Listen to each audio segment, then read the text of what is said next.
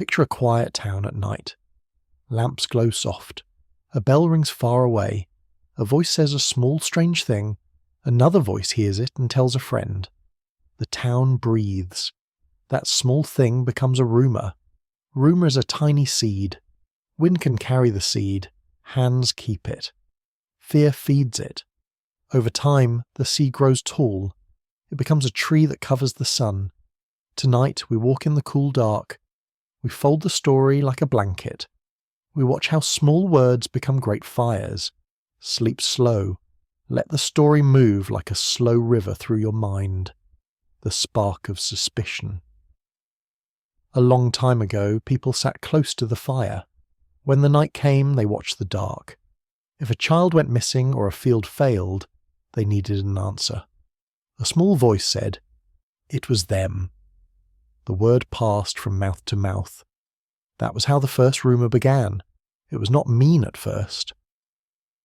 It was fast thinking. People use stories to keep safe. But a story can be wrong. When many people believe a wrong story, it can hurt the innocent. This is the first spark of suspicion, a small light that can become a big blaze. As stories moved, they crossed rivers and hills. A traveller at dawn would tell a new tale. The neighbour would tell the neighbour next door. The tale changed a little each time. Soon the whole valley believed the new story. No one asked for proof. The tale felt true because the many voices said it.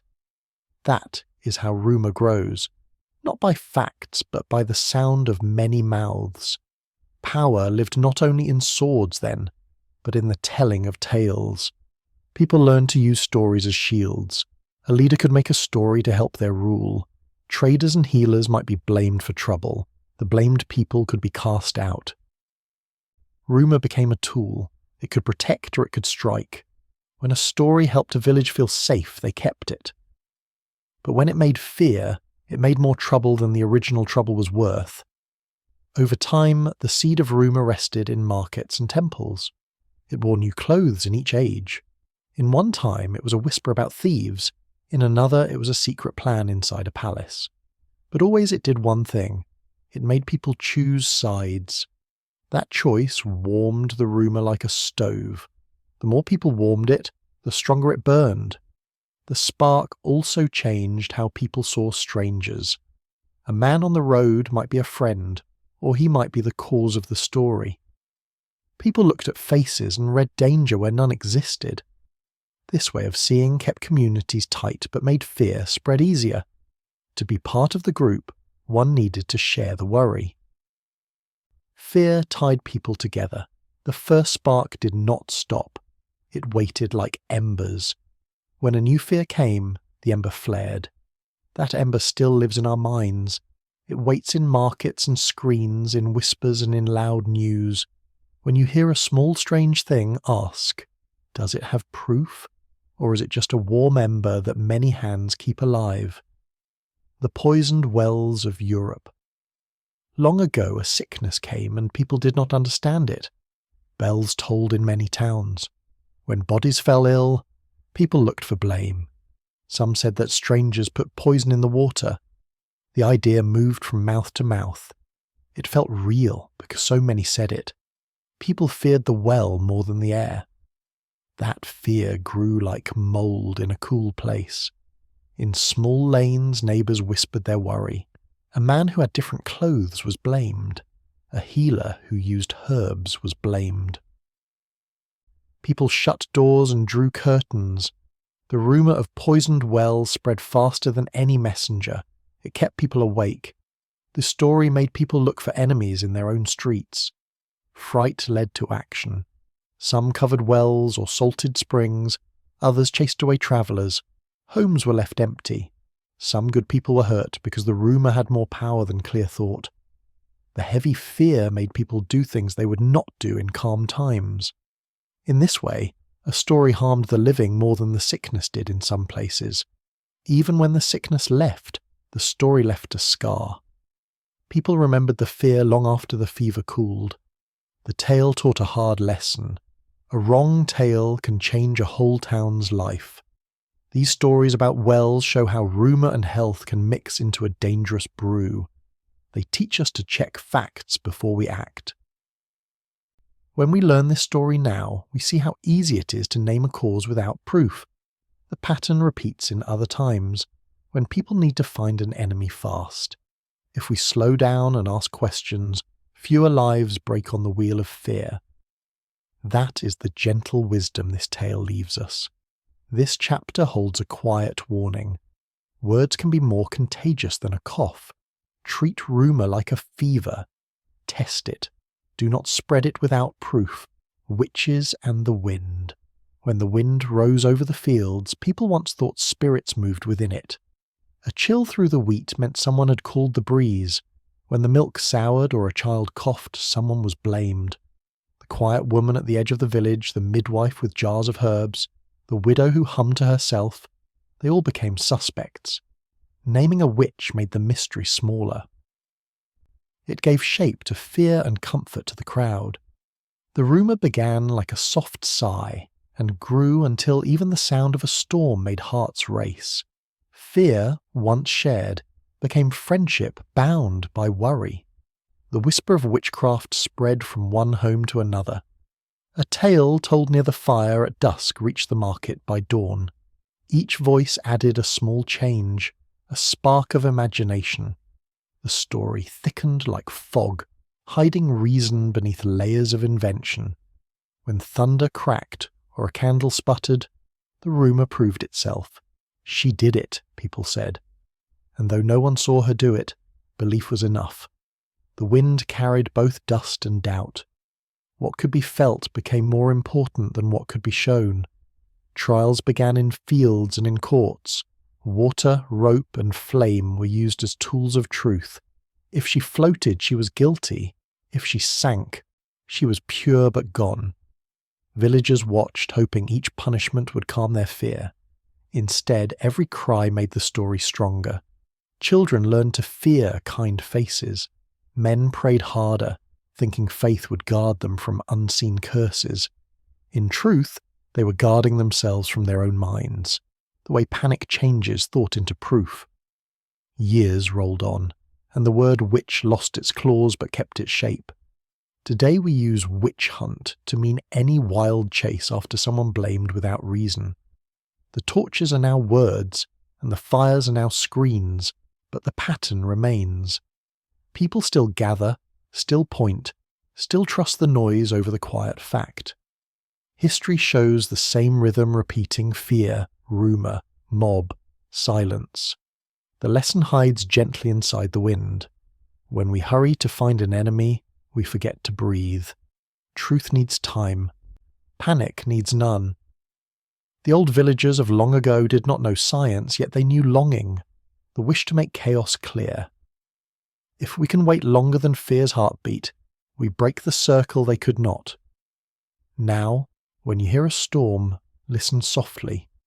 The same air that once carried shouts now carries calm.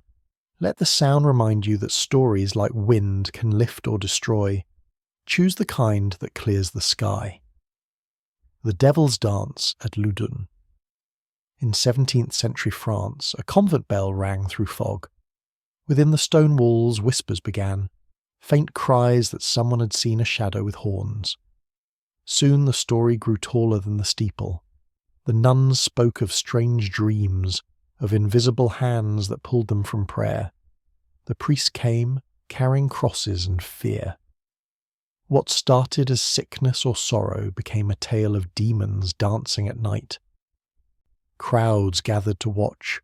The possessed nuns trembled and screamed as music played. Each motion fed the rumour. The town believed it saw the devil himself. The story climbed through the streets, drawing nobles, travellers, and merchants. They came to see fear made flesh. In that show, belief was currency. The more one believed, the more holy one seemed. Behind the incense smoke, politics stirred. A powerful priest and the state fought over influence. By blaming one man, they could prove loyalty to the crown. So the trial began. Questions were not about evidence but obedience. The man protested, yet every denial became proof of guilt. The fire that burned him warmed the pride of those who lit it. power hid behind holiness. The devil's dance at Loudoun was theatre dressed as faith. Every gasp from the crowd sold another ticket of control. When rumour becomes spectacle, truth fades like a candle in wind. People wanted to believe because belief made the world simple, angels on one side, demons on the other. In that easy world, one did not need to think, only to cheer. What this story shows is how easily fear can be choreographed. Leaders who understand emotion can move crowds as dancers move steps. When reason sleeps, the rhythm of rumour takes over. The audience feels righteous even as innocence burns. Loudoun teaches us that mass belief, once lit, obeys no rule but its own. If you listen close, you can still hear the echo of that old dance. In courts, in politics, in online storms. The stage changes, but the steps remain. When you feel swept by loud emotion, pause. Ask who wrote the music, then step back into the quiet where truth keeps time. Shadows over Salem. Winter in New England was sharp with hunger. In a small Puritan town, young girls played near the fire and spoke of visions. One fell to the floor shaking. Another screamed that spirits pinched her. The adults, bound by strict faith, saw proof of evil. The rumour moved faster than the cold wind. Before spring, the whole town was listening for witches in the dark. Accusations multiplied like snowflakes. A laugh at the wrong time, a mark on skin, a strange dream. All became evidence. The ministers warned that Satan walked among them. The court filled with frightened faces. Each question pushed the accused deeper into despair. Confession was the only safe word, even when it was a lie. Truth lost its chair in the room. Neighbours turned against neighbours. Old kindnesses melted. Families sold farms to pay for trials. Children pointed at their own parents.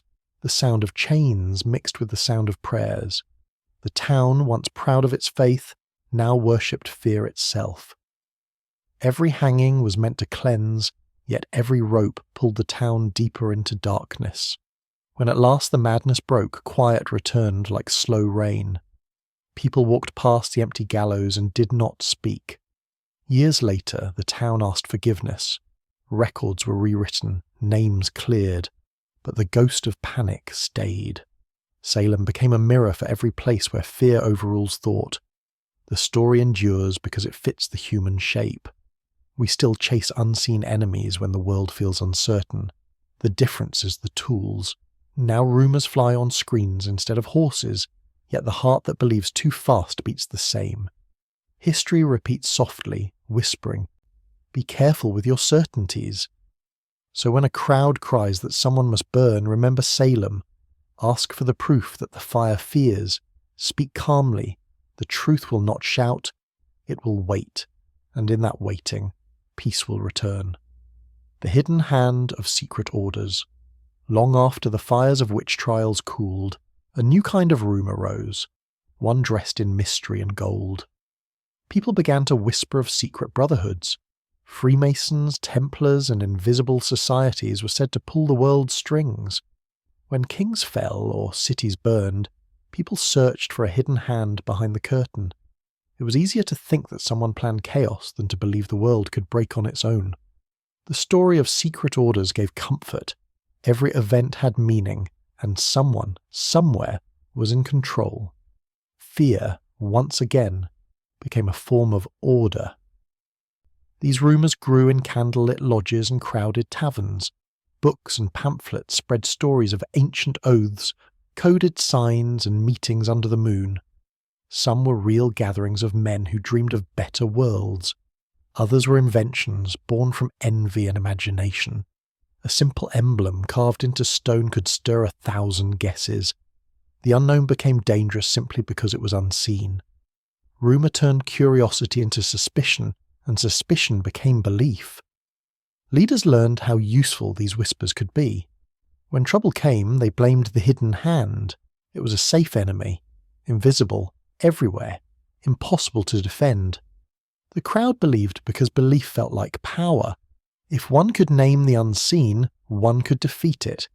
Entire governments leaned on this trick. Control the story, and you control the people. The tale of secret orders became a kind of smoke that could hide any real crime. The truth behind most secret groups was smaller than the rumour. Many were simple clubs for trade or faith, not puppet masters of nations. Yet by the time facts arrived, the myth had already taken root. People prefer stories that move their hearts over truths that only move the mind. To think that destiny was written by secret hands made life feel like a puzzle waiting to be solved. Even now, the idea of hidden powers pulls our thoughts. It fills books, screens, and late-night talk. The names change: Illuminati, Cabal, Deep State. But the rhythm is old. Behind the rumour is our wish for pattern, for control in chaos. The more uncertain the world feels, the more we dream that someone must be steering it. The lesson is gentle. Not every mystery hides malice. Some secrets are only silence misunderstood. When you hear of unseen masters, breathe. Look for who profits from your fear. Truth often hides not in darkness, but in plain daylight, waiting for calm eyes to see it. The French Revolution's whisper network. Before the streets of Paris filled with smoke, they filled with whispers. Bread was gone. Taxes were high. People spoke in low tones in bakeries and cellars. Pamphlets appeared overnight, words printed like sparks. They spoke of kings who lied and nobles who drank while the poor starved. A rumour said the queen hoarded grain. Another said she plotted against her own people. Truth no longer mattered. What mattered was hunger and the story that fed it. Rumours became weapons sharper than swords. In taverns, speakers shouted about freedom and corruption. Listeners nodded and passed the words to others. Soon the whole city hummed with one rhythm of anger. The press, once small, became an engine of fury. Each printed sheet was a match, each reader a torch. Propaganda wrapped itself in justice and burned hot. As fear met hope, the crowd transformed. Neighbours who once shared bread began to see enemies in familiar faces. The mob became its own creature, faceless, loud, impossible to stop. It marched through alleys with drums, shouting names before they were condemned. The guillotine became a stage, and every rumour demanded a new act. In truth, many stories that drove the revolution were false. The Queen never spoke the famous line about cake. Yet the myth was too strong to die. It gave people a simple villain to hate. In the heat of belief, falsehood felt righteous. Rumour once again guided history's blade. Later, when the noise calmed, some thinkers saw what had happened. They realised that revolutions are born not only of pain, but of stories told in pain's language. Words can free, and words can chain. When enough people believe the same rumour, it becomes a shared reality, one that can topple thrones. So the lesson whispers softly through time. Listen for hunger behind anger. Question the story that feeds it. And when the crowd begins to shout, ask who first taught them the song. The spy within the empire. The 19th century brought trains, telegrams, and a new kind of fear. Empires stretched across the world. But every empire believed someone was watching. Newspapers spoke of spies in shadows. Governments hired secret men to catch secret men. The word conspiracy gained weight. When something failed, a treaty, a crop, a war, leaders whispered of hidden agents. The crowd followed the story gladly. It was easier to blame unseen traitors than admit mistakes. In London, Vienna, and Berlin, posters warned citizens to be alert. Coffeehouse gossip became national security. Immigrants, radicals, and dreamers were all painted with the same brush of suspicion. A stranger's accent could start an investigation. A letter written in code could destroy a life. The empire's fear became its reflection, proud, watchful, and lonely. Writers and politicians used the spy myth to hold attention. Mystery sold newspapers, and fear sold obedience. People learned to love the idea of secret plots. because it made ordinary days seem part of a grand hidden war. The truth was less exciting. Most secrets were small. Most spies were failures. But the rumour made the empire feel alive. In crowded cities, paranoia seeped into art and books.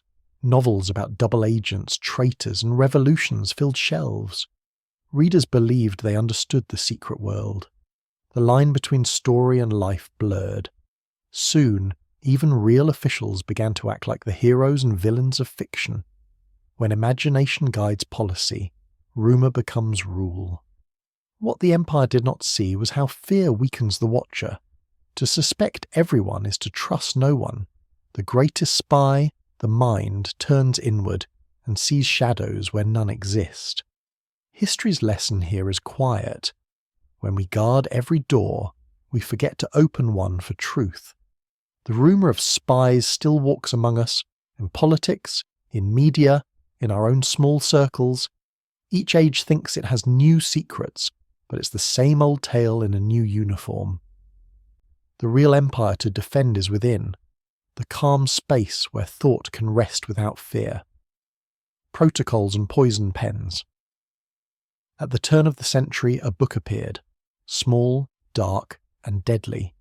It claimed to reveal a secret plan by a hidden group to rule the world. It was a lie, but lies, when printed, can live longer than truth.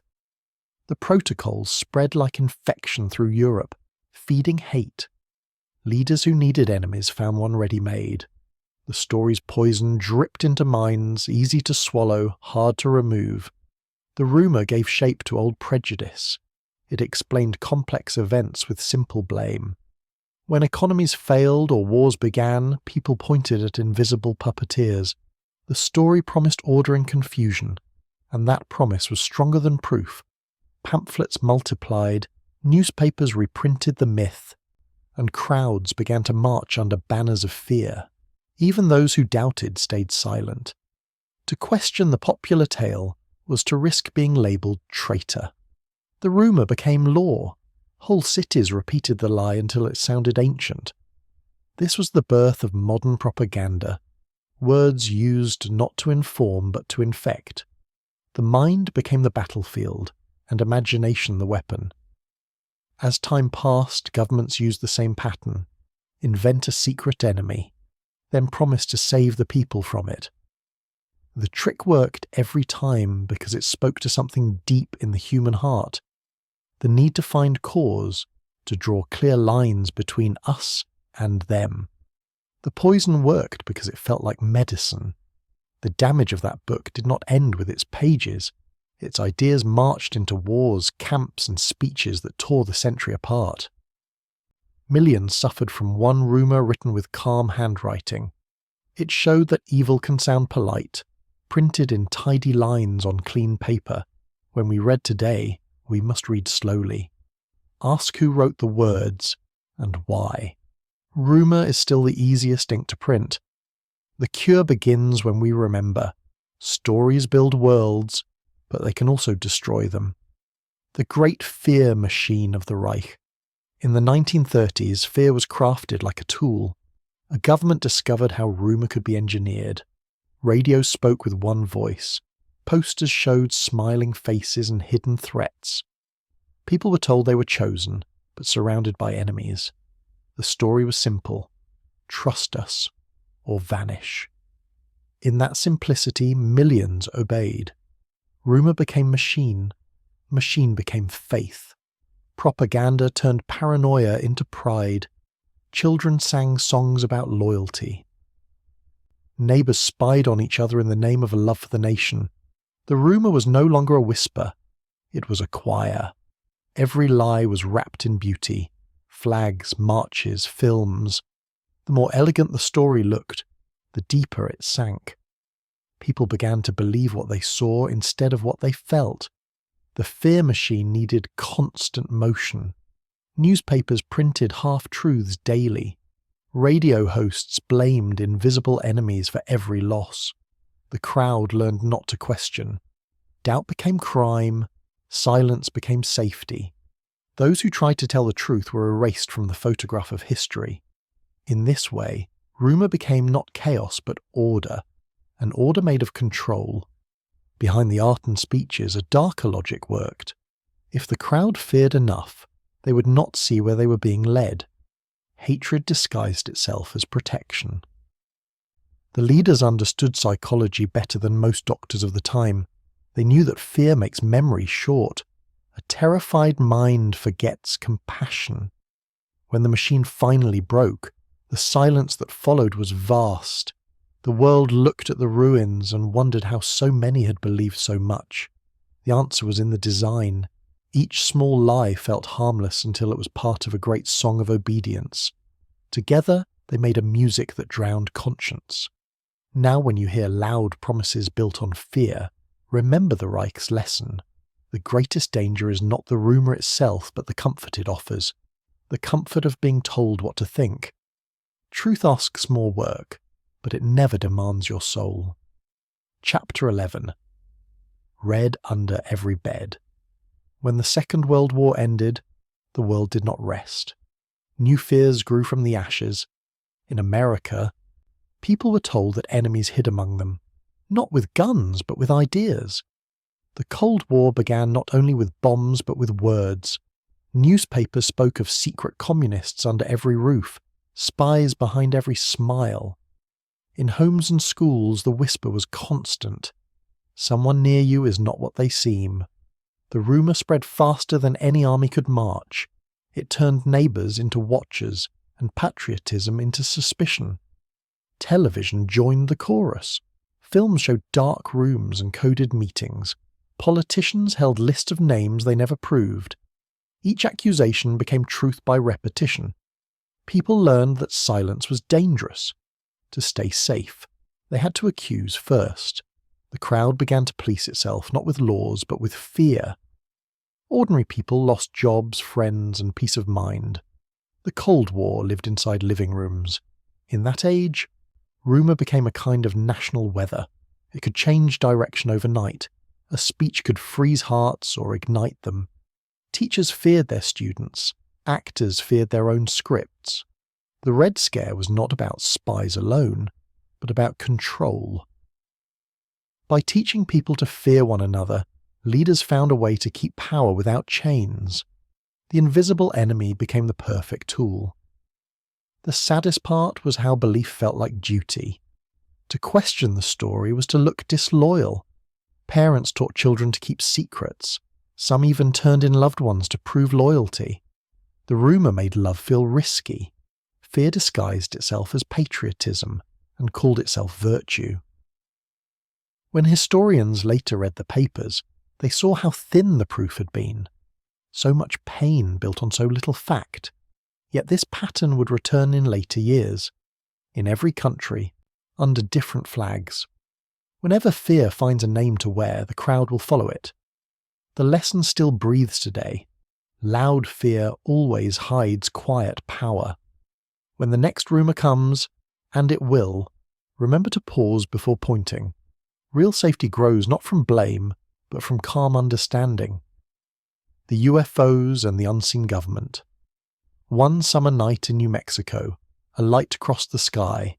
It fell fast and vanished into sand. The next morning, newspapers said something had crashed.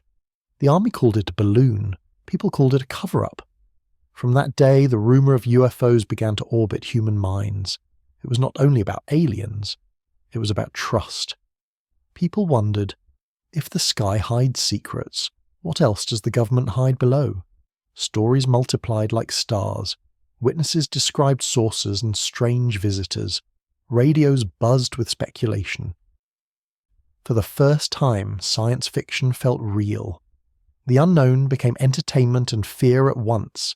Every flash of light could be a ship, every silence from officials a confession. The rumour became a shared dream, or nightmare. Politicians and generals saw the power of the mystery. Some fed the rumour to distract from real tests or failures. Others tried to bury it and made it stronger. Secrecy created its own mythology. In dark hangars and desert bases, people imagined rooms filled with alien bodies and metal secrets. The line between truth and tale blurred, until no one could tell which side they stood on. In time, the UFO story reflected more about Earth than space. It showed how people fill silence with stories, and how governments fear both truth and transparency. Rumour thrived because it gave meaning to randomness. It told believers that they were special, chosen to see what others could not. Belief became identity. Decades later, the rumour still glows. New videos, new sightings, new doubts. The details change, but the feeling remains. In every mystery there hides a hunger to believe, not in aliens, but in purpose. The human mind hates loose ends, so it ties them into constellations of its own. When you gaze at the night sky, remember that wonder and fear are twins. Both look upward, but only wonder leaves the heart open. Fear closes it and calls it knowledge. Choose the first, and you'll still see stars even with eyes closed. The age of television panic. When screens entered homes, stories found a new temple. In 1938, before television ruled, a radio play about invading Martians sent cities into panic. People ran into streets, thinking the world was ending. The power of sound proved that rumour needs only imagination, not proof. Later, television turned that lesson into art. Moving pictures became the new whispers, bright, beautiful, and believable. Families trusted what they saw. A calm voice behind glass could make any claim seem true. Politicians and advertisers learned to use this magic. They wrapped messages in smiles and music. Fear could be sold gently, like soap. Each broadcast became a spell, turning viewers into believers. Soon, the idea of manipulation moved from fear to fascination. People worried about mind control, invisible signals that changed thought. Some claimed television waves carried commands. Others saw hypnotic spirals in commercials. While much of it was false, the feeling was real. Humanity had given rumour a face, a rhythm, and a glow. Television also made heroes and villains overnight. A single photo or headline could destroy a reputation. The court of public opinion worked faster than any judge. Rumour didn't whisper anymore, it sang. Cameras no longer showed the world, they shaped it. In this new light, propaganda evolved. Governments used TV to unite or divide, to soothe or scare. Viewers sat, eyes wide, drinking stories as if they were medicine. The world learned to dream in black and white before it dreamed in colour. Belief was now broadcast. Today's screens are smaller, but the spell remains. Every image still asks for trust. The lesson is not to close our eyes, only to blink, to pause, to breathe before we believe. The quiet between images is where truth still lives. The cults of the new dawn, as the world modernized, loneliness grew. In that emptiness, new voices promised meaning. Small groups gathered around leaders who claimed special truth. They spoke softly, offering peace, family, salvation. Behind smiles, they built walls of control. Rumour became doctrine, doubt became sin. Those who joined gave everything: money, freedom, sometimes even life. The cults of the 20th century thrived on fear of chaos. The leader's word replaced logic. The story was simple. The world outside is poisoned. Only we are pure. Members repeated the tale until it became their only thought. Families were cut off. Children raised in isolation. Love was used as leash. Many of these groups ended in tragedy. Fires, poison, gunshots. Each story shocked the world, yet the pattern was old. The power of rumour mixed with the hunger for belonging. A leader who could turn doubt into faith held souls in his hand. The believers saw no cage, only light. Psychologists later studied why people followed so easily. The answer was not madness, but need. In confusion, humans crave certainty. In fear, they crave order. The cult offers both. Rumour, dressed as revelation, fills that desire. It tells members they are chosen, special, safe. Once that seed takes root, even truth cannot uproot it. The real tragedy is that not all who follow dark paths are foolish. Many were kind, searching hearts. They wanted to believe in something gentle, but faith without question becomes blind, and blind faith walks easily into fire. So the next time someone says they alone hold truth, listen with care, ask where love ends and fear begins. Real light never demands that you close your eyes. The Digital Inquisition. At the dawn of the internet, people felt free. Anyone could speak. Anyone could listen. But freedom has its own traps. Soon, rumour found new life in glowing screens. Anonymous words flew across the world in seconds. What once took months of whispers now took moments of typing. Mobs no longer needed torches. They needed only keyboards. Forums and chat rooms became the new town squares. Stories spread without faces and lies wore masks of truth. One post could ruin a life or birth a movement. The crowd learned that anger clicks faster than kindness. The algorithm, the silent priest of the digital age, blessed whatever kept eyes open longest. Conspiracy became entertainment. From hidden governments to flat worlds, every claim found followers. People no longer sought evidence but belonging. Each like and share was a nod in the dark. Communities grew around ideas that might have faded in silence. The web became a cathedral of conviction, its candles lit by curiosity and fear alike. As online belief systems hardened, new forms of punishment arose. Public shaming, cancelling, and digital exile replaced old prisons. The crowd could erase a name overnight. The difference between truth and rumour mattered less than speed. To accuse first was to win. To apologise was to vanish. Yet within the chaos, something good flickered too. People learned to question power again, to demand evidence from leaders and institutions. The same rumour that destroys can also expose. The challenge is balance, to keep fire for warmth, not for burning.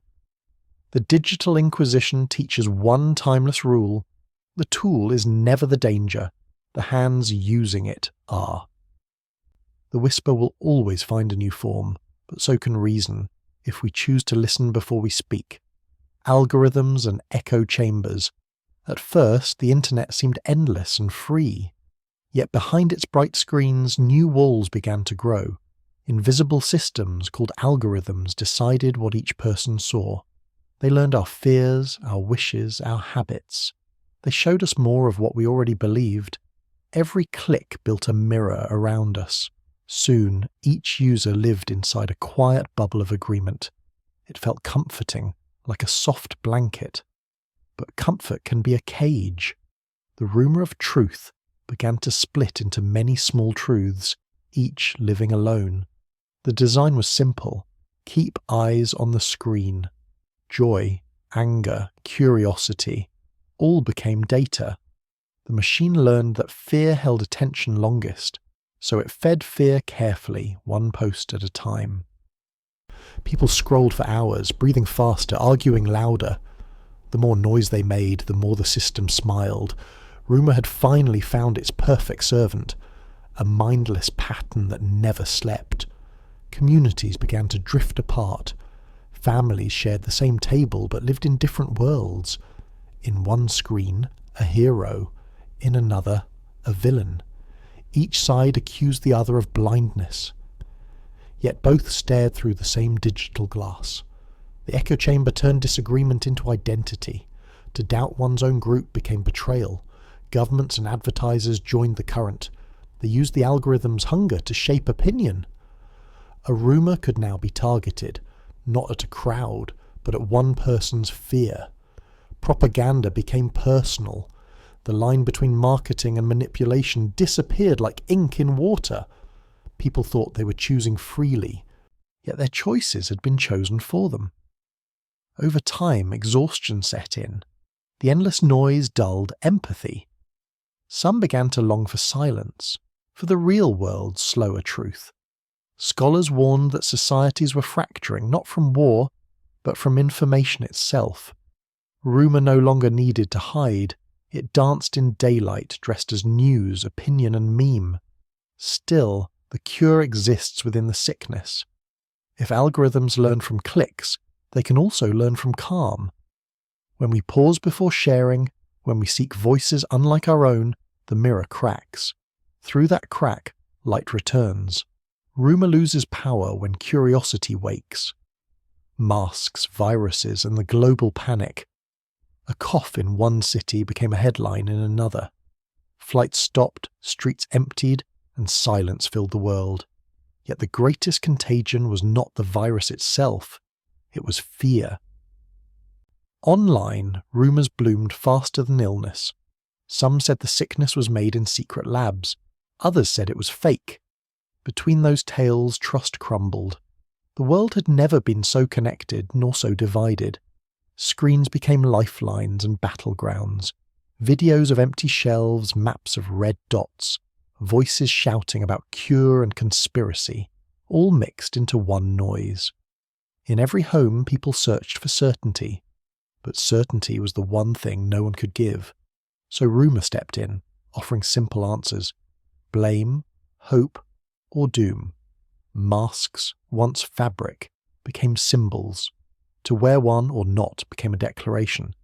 Families argued, friends split apart. Scientists fought myths with data, but emotion drowned numbers. The old patterns returned, strangers as threats, truth as faction. History repeated itself, now with Wi-Fi. Governments tried to calm panic, yet their own mistakes fed it.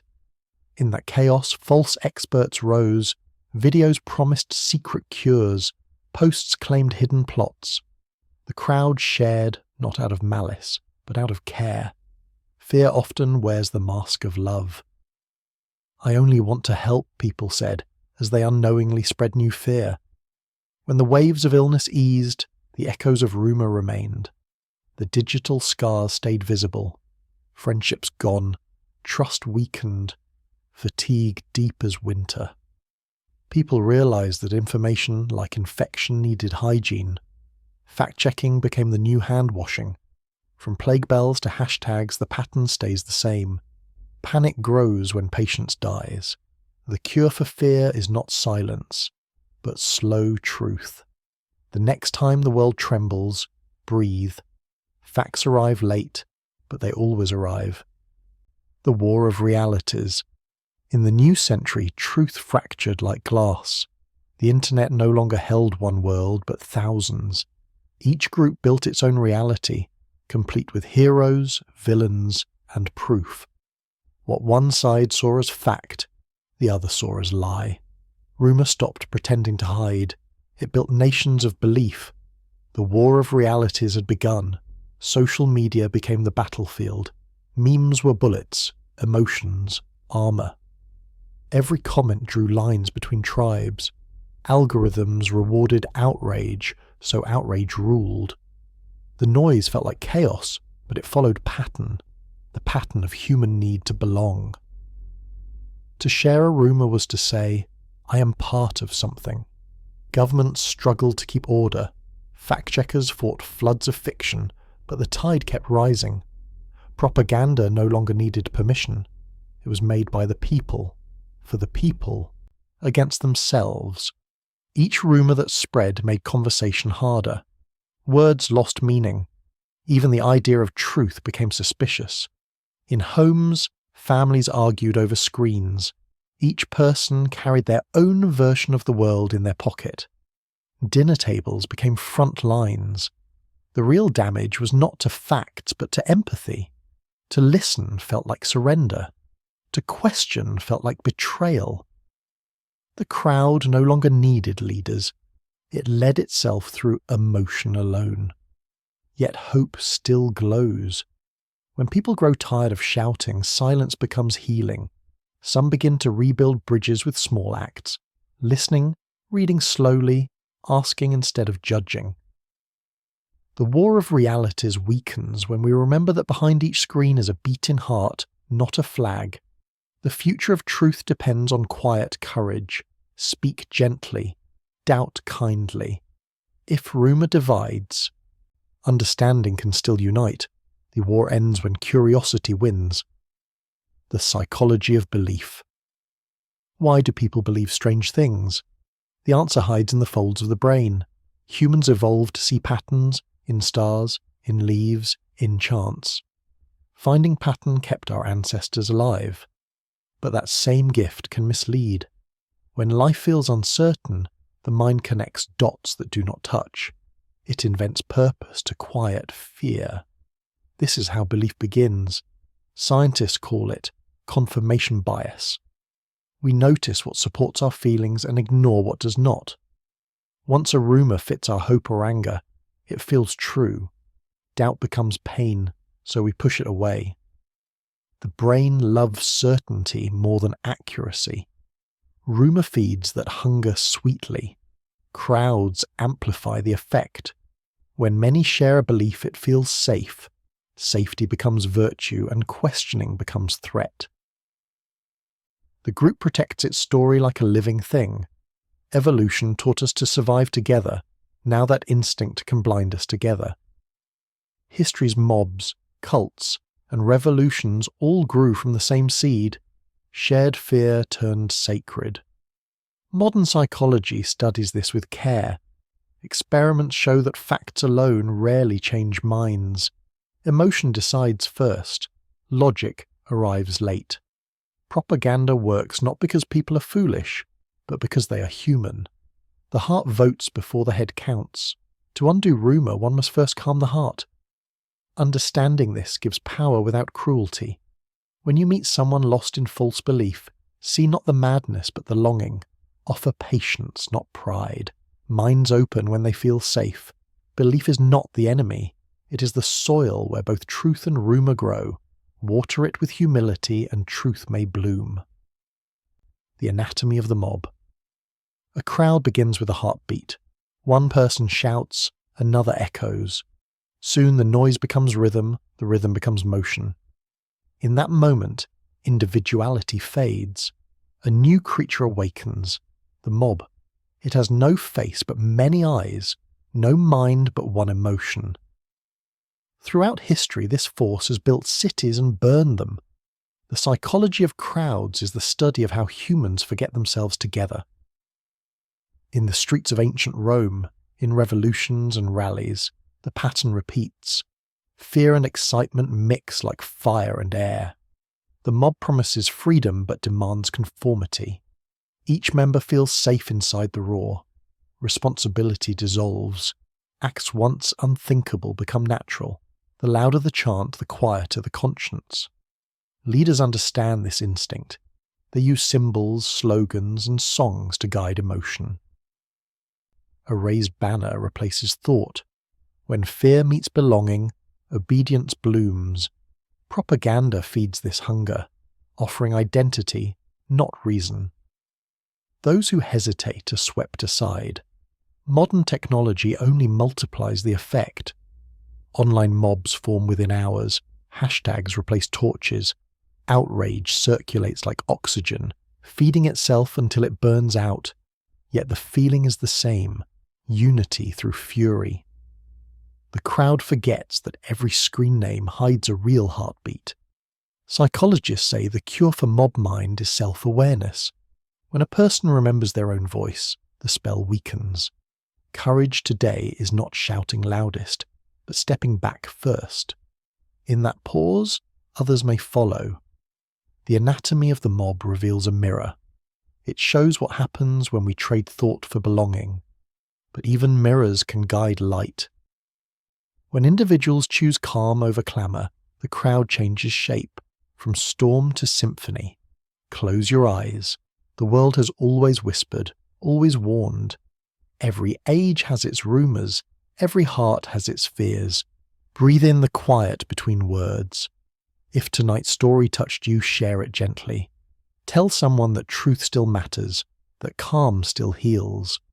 Together we can make slower stories, the kind that help the world sleep instead of scream. Memory as weapon. After war's end, another battle begins, the one for memory. Nations decide which stories to keep and which to hide. Textbooks change, statues rise and fall. In that slow rewriting, rumour often returns wearing history's clothes. A forgotten truth becomes a new myth. People find comfort in simple tales of heroes and villains. Complex pain is painted over with bright colours. The war for minds never ends, it only changes ink. Memory, once a mirror, becomes a shield. Leaders understand the power of forgetting. If citizens remember too clearly, they may ask why. So archives are closed and documents vanish. The rumour of national pride replaces real history. Children grow up repeating half-truths, believing them whole. In time, false memory feels natural, while facts sound foreign. Control of the past becomes control of tomorrow. Propaganda helps the process. Films, songs, and monuments retell pain as triumph. Defeat becomes noble. Guilt turns into glory. Each story repeated adds a layer of polish until reflection disappears. The crowd feels proud, but that pride hides the dust of lies. Rumour no longer needs to whisper, it speaks from marble walls. Yet resistance always lives in the margins. Archivists, writers, and quiet historians keep fragments safe. They copy letters, guard diaries, and whisper truth to the future. These small acts of honesty are sparks against forgetting. One page can outlast an empire. Truth has patience. Lies grow tired. The pattern repeats everywhere. From ancient chronicles to modern screens, the pen can heal or harm. When rumour shapes memory, whole nations sleepwalk through the same mistakes. When truth is allowed to breathe, learning begins. Memory is both weapon and cure. It cuts or mends depending on who holds it. So guard memory gently. Read old words. Ask older people. The stories we tell about yesterday decide who we become tomorrow. Truth may fade, but it never fully dies. It waits for those who care enough to remember. False flags and fabricated wars. Sometimes a nation needs an excuse to fight. When real reasons fail, rumour provides one. History holds many such moments. Ships sunk mysteriously, messages forged, attacks staged. A false flag operation waves blame toward another shore. Crowds rally, drums roll, and leaders gain what they sought. Unity through outrage. Truth becomes the first casualty of war. In every century, stories of enemy cruelty appear before the first shot. They spread through headlines and speeches. The goal is emotion, not accuracy. Fear makes people patriotic. Anger makes them obedient. Rumour paints monsters where men stand. Once painted, the picture cannot easily fade. Propaganda films, posters, and songs follow. They promise safety, honour, revenge. Few pause to ask if the danger was real. The tale feels clean, the mission pure. Only later, when soldiers return and papers open, do citizens learn how words built battlefields. Even then, pride keeps mouths closed. Modern technology makes this easier. A single image can travel the world in minutes. One staged video can spark conflict. When proof moves faster than truth, rumour wins by speed. In this way, warfare becomes storytelling with louder drums, but awareness is growing. Journalists, analysts, and ordinary viewers learn to trace sources, to test before they share. Some governments now fear not rumour but its exposure. Light travels fast too. The battle for truth continues, fought not with bombs but with verification. The lesson whispers through smoke. Question the story that asks for blood. A flag is cloth. Honour is choice. Real courage is not marching quickly but thinking slowly. In patience, fewer graves are dug. The age of deep fakes. Once, to see was to believe. Now even vision can lie. Machines can weave new faces, new voices, whole worlds from numbers. A president can appear to speak words never said. A witness can confess crimes never done. Truth trembles beneath pixels. The rumour needs no messenger anymore, it can create itself. Early artists once painted divine scenes to move hearts. Today, coders paint with data. The result looks real, sounds real, feels real. Only small glitches betray it.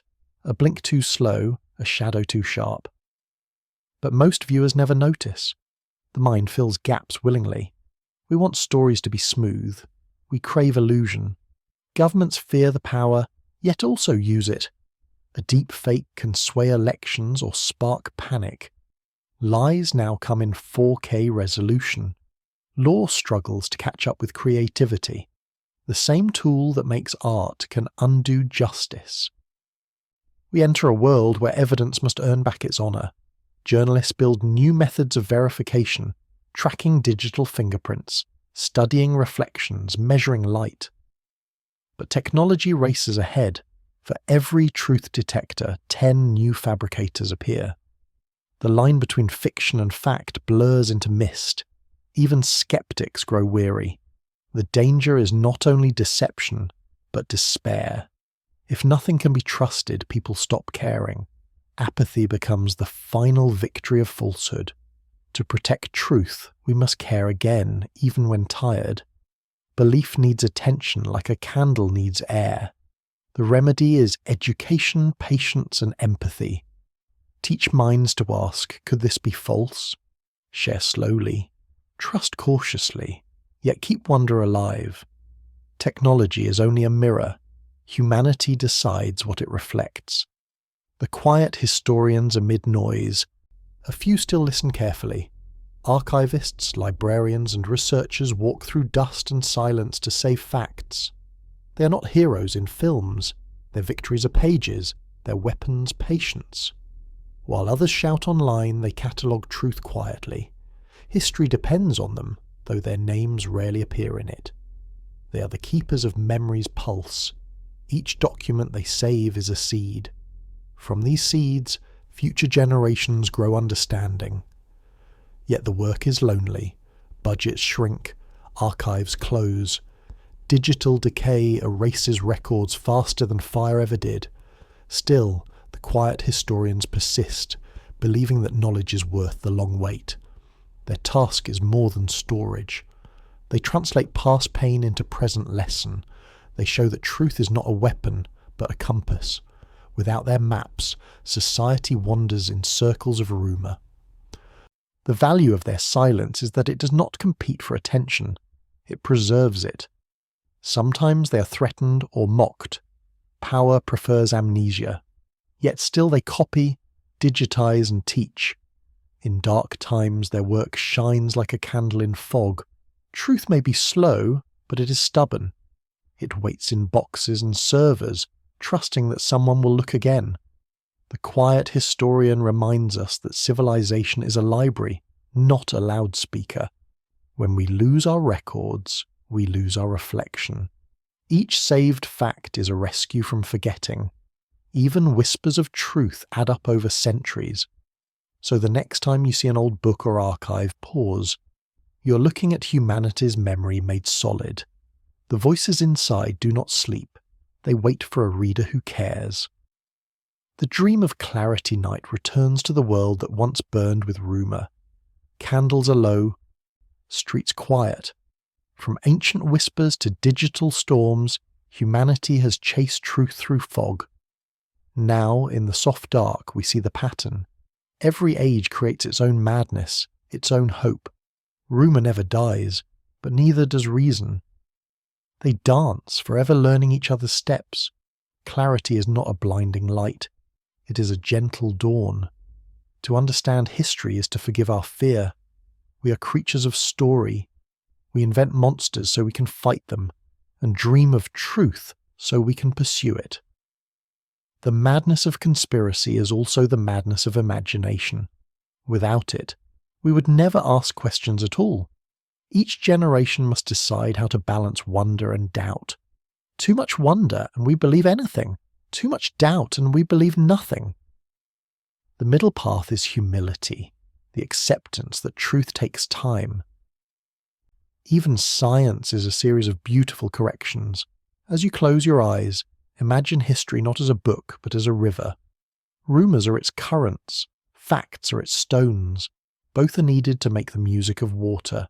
If you listen closely, you will hear that the song is not of fear, but of learning. In the quiet after panic, humans remember kindness. They rebuild, teach, forgive. Every false belief can be undone by patience. Every storm ends in sleep. That is why history forgives us. Do we keep trying to wake? Now rest. Let the echo of centuries fade. The search for truth never ends, but it always slows for those who listen. In stillness, the mind clears. In clarity, dreams become gentle. The lamps are low. The whispers fade. From caves to screens, we have followed fear through every age and found it wears our own face. Yet there is peace in knowing that truth survives each storm.